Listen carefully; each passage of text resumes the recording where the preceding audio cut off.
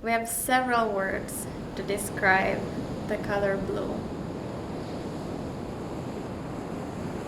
The color blue in Dhivehi is nu, and we have gada nu for like darker shades of blue. We have madu nu for the lighter shades of blue. We have kandu nu, meaning the ocean blue color.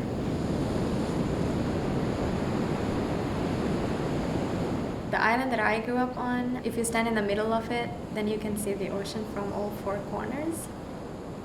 I see the Maldives as a really fierce woman, especially when we talk about Mother Nature and Mother Earth.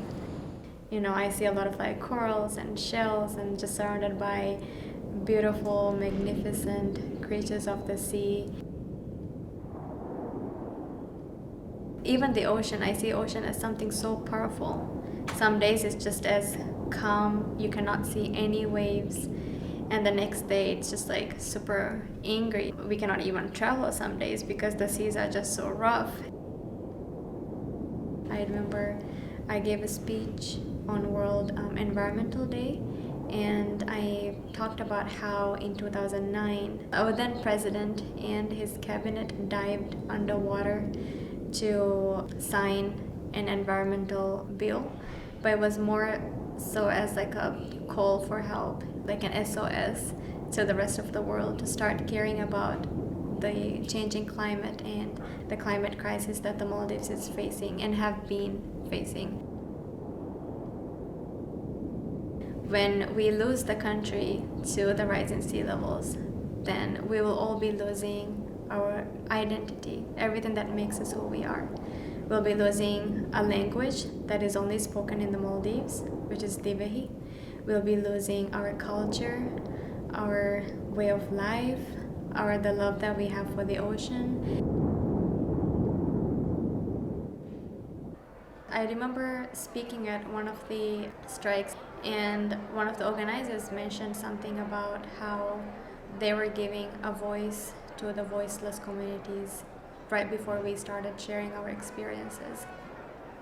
I was really offended by that because I've never been voiceless about the climate crisis. The kind of voices that gets amplified in the current climate movement do not look like us. What the current climate movement really lacks is the intersectionality, and that is what really fuels me to do the kind of work that I do. It's really important that we amplify the voices of communities like mine and other parts of the world, communities of color who are facing racial and environmental injustices in different ways. The kind of like resilience and the kind of perseverance the Maldives shows in the face of the current climate crisis is the fuel that I have within myself to keep fighting for the country that I love the most. I feel very lucky that I grew up just having that opportunity to go into the sea every time that I want to.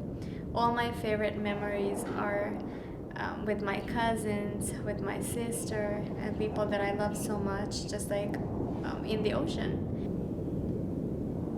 And that feeling of just being able to go into the water and just seeing like magnificent creatures, you know, like fishes and whale sharks and manta rays and turtles, and just being able to jump into the water and that sense of feeling so small.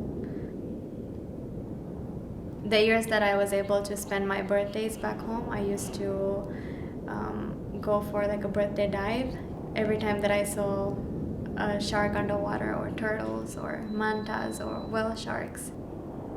It's hard to describe that feeling in words, and that's just really my favorite thing about the Maldives.